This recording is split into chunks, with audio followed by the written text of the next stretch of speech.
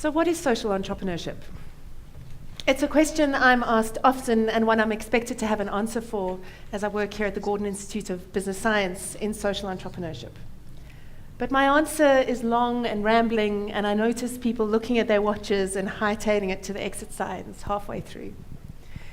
And this was the motivation behind writing the book, is to really get an understanding as to what social entrepreneurship is in South Africa, to transform it from this intangible concept into a noun, something you can see, feel, and touch. I'd like to share a story with you, and it's a story of Ashley. Ashley's my guy at the traffic light, at the robot. Ash and I chat on my commute home from work, and I give Ashley money when I have it. But then, understanding some of the theories of development, I know that a predictable source of income is one of the best ways you can enable someone to take that first step up, out of their circumstances. And so I started to give Ash a regular amount of money every Monday. But it was in writing the book that I realized I was answering a lot of the questions I had, but I wasn't actually leaving completely fulfilled because I was being left with more questions. And the big question that was sitting with me was, who is benefiting from this relationship between Ashley and I? Because sure, Ash gets money, and I'm sure he can go and afford a box of cigarettes if that's what he wants to buy.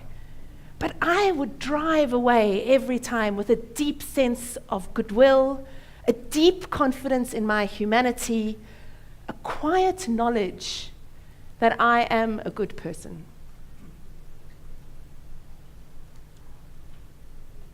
Am I a good person?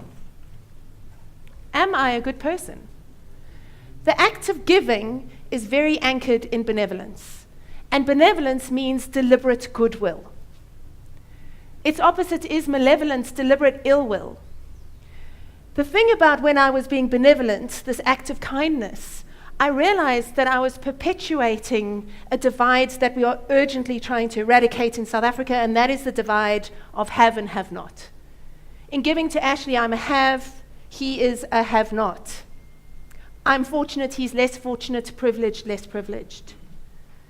But the thing about this flow of events is that benevolence underpins our charity, and charity underpins our social development. And I ask myself, are we deliberately, inadvertently, but still perpetuating the divide of inequality rather than bridging it through our social development? This is South Africa. This is a picture taken in Kaya Sands that very starkly shows us what our inequality is, what the difference is between the have and the have not. But we can look at the statistics to back this up. There's a lovely tool called the Global Competitiveness Index, which gives you a snapshot of your country and allows you to compare it to a whole lot of others, the latest one, 140 other countries. And South Africa does so well in our financial indicators. We lead in things like the working of our corporate boards, the regulation of our securities exchanges, our ability to access equity financing. We lead the index. But what happens at the bottom? Social development. Bottom of the index for the quality of our maths and science education, bottom of the index for the cooperation that exists in our labor market, and leading in the bottom ranks in terms of our health indicators, the impact of HIV and TB. What the index tells us is that we are, in theory, doing things great. Great financial institutions underpin a great economy. Economic growth broadens our middle class. The middle class naturally uplifts people out of poverty. It's a narrative we hear. But the thing that's happening in South Africa is that our social development is so weak.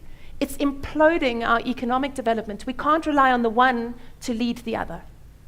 The economy cannot be solely responsible for uplifting the complexity of social development that is required in South Africa.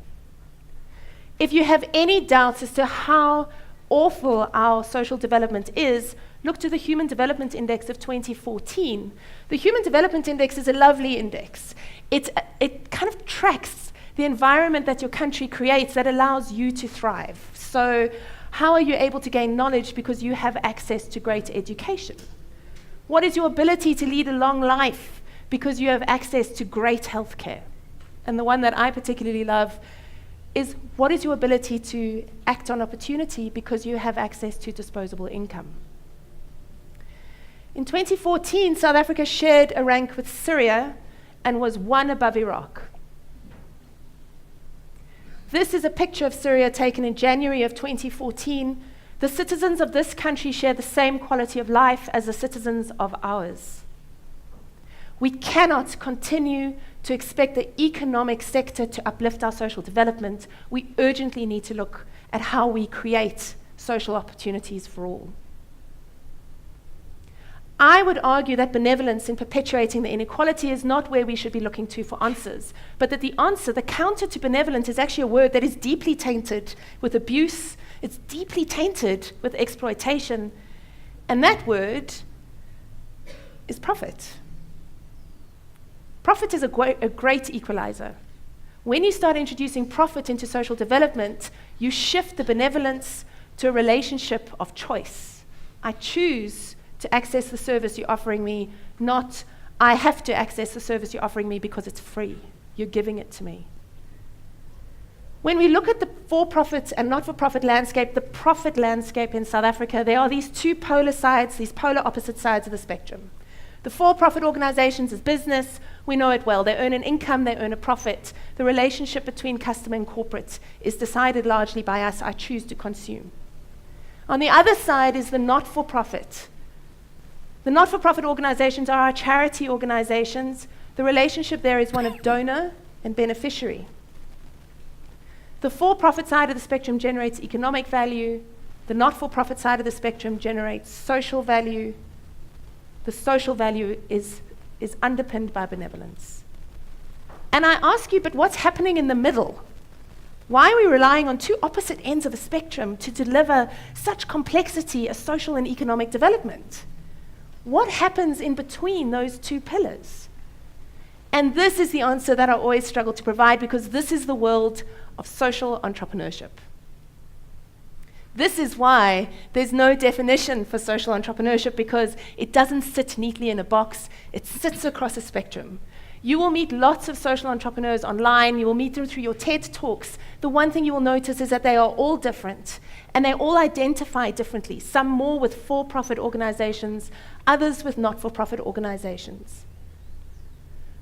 So if I can't give you a definition of social entrepreneurship, and that really was one of the objectives I was hoping to get in writing the book, The Disruptors. If I can't give you a definition, what can I give you?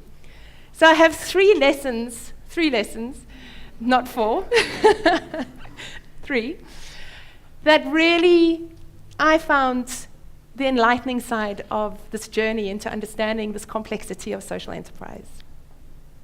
The first is that our social entrepreneurs do not, and I'd like to repeat that, they do not exist to change the world. In fact, develop a deep allergy for people who profess to change the world, because that is an approach that is anchored in benevolence, because whose world are you changing and to what? Are you imposing your view of how the world should be versus what that person's view should be? Our social entrepreneurs instead recognize that they are enablers. They're catalysts of change. They make things happen that encourage others to take the lead. The second is really an answer to a question that I'm often asked in the classroom, which is, well, how much should a social entrepreneur earn? If you're going to introduce profit into the equation, then it's endless. Should a social entrepreneur be able to afford a Ferrari, drive a Ferrari, a helicopter, a yacht? And again, if we're going to start looking at what happens in the middle of the spectrum, we need to reframe our questions, because they don't stay the same. Our social entrepreneurs are not driven by the financial rewards of consumerism. Yes, of course, they want to send their kids to good schools. They want to be able to travel and afford a decent life. But they are not motivated by excess, and they have a deep sense of value. And they see success in both social and economic rewards, in social and economic change. The last point is really an observation that I've picked up over a fair amount of time at trying to understand this crazy world of social entrepreneurship. And that is, I really believe our social entrepreneurs are our super entrepreneurs. As the global economy continues to be constrained, and looks like it will be constrained for a very long time, it's our social entrepreneurs that we can learn from. Because let's be honest, these are folk who deliver goods and services in highly constrained markets. They are, after all, the people who are taking the best that business has to offer, its focus on accountability, its focus on profit, and balancing that with the best that civil society has to offer, its focus on social value and being able to operate in complex environments. Social entrepreneurs operate in places where business just does not even see, because they don't see opportunity. There is so much that we can learn from them about thriving in constraint. And also about where do we see opportunity.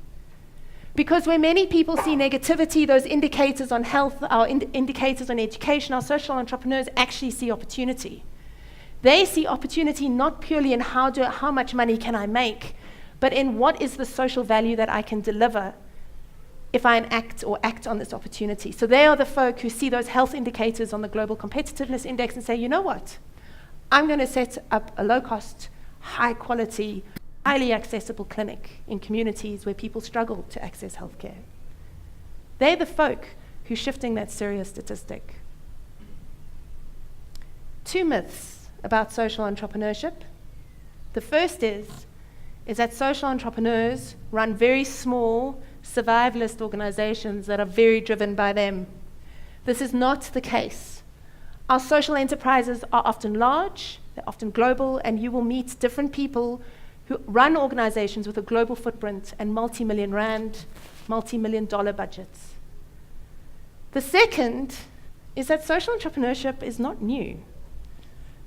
This is something that we seem to have stumbled across. We seem to think it's this new, amazing thing. It's not new. We kind of forgot about it in the 70s when we started to focus on big business and big society.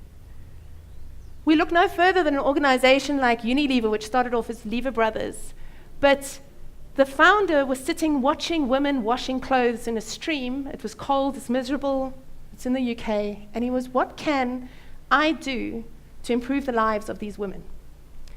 And being a chemist, he came up with the concept of lathering soap, and that is Sunlight Soap. Sunlight Soap being the cornerstone of the Unilever empire today. The opportunity is spotted in the society by looking at how we interact with each other differently. The second example is just a lovely story that I enjoyed, but this is from the 1790s, where 2 Scottish clergymen were appalled by the destitution that their colleagues found themselves in. So when clergy died, their families were left destitute because women weren't allowed to work. They couldn't earn. And so families would end up on the streets. So Webster and Wallace, who apparently loved a good glass of wine, and I imagine a lot of this happened in the pub, sat down and they worked out a fund that the clergy could contribute to during their lifetimes that would pay out on their death. Does this sound familiar? This is insurance. The start of the massive insurance industry sits in how people are viewing their world. It's also not a Western or a European concept. We look no further than our stokvels and our cooperatives to see how communities band together to generate social and economic profit for themselves. These are the principles of social entrepreneurship. Cooperatives and stokvels are age-old principles in South Africa. This is not a new concept. So what am I asking of you? Am I asking you to stop giving? I'm not asking you to stop giving to charity any more than I'm asking you to stop shopping at your local for-profit. You need the opposite ends of the spectrum to anchor the work in social and economic change. But what I am asking is that we start exploring this middle, because this is the disruption. We currently regard our social entrepreneurs as disruptors, but the only reason that they're disruptive is because we don't see this middle as existing. Let's turn them into a norm. One of the first things that we can do is to recognize social enterprises as organizations, as they've done in the UK and the US. Because if we want to fast-track change in South Africa, if we really want to accelerate our social development, if we want to accelerate our economic development, stop that quiet implosion of the two as they continue to pull each other apart, we need to focus on the middle. So the question I'm leaving you with is not what is social entrepreneurship. It's rather, what is it that we can do to encourage social entrepreneurship in South Africa, to make it thrive, so that we can fast-track and accelerate our social, and our economic change. Thank you.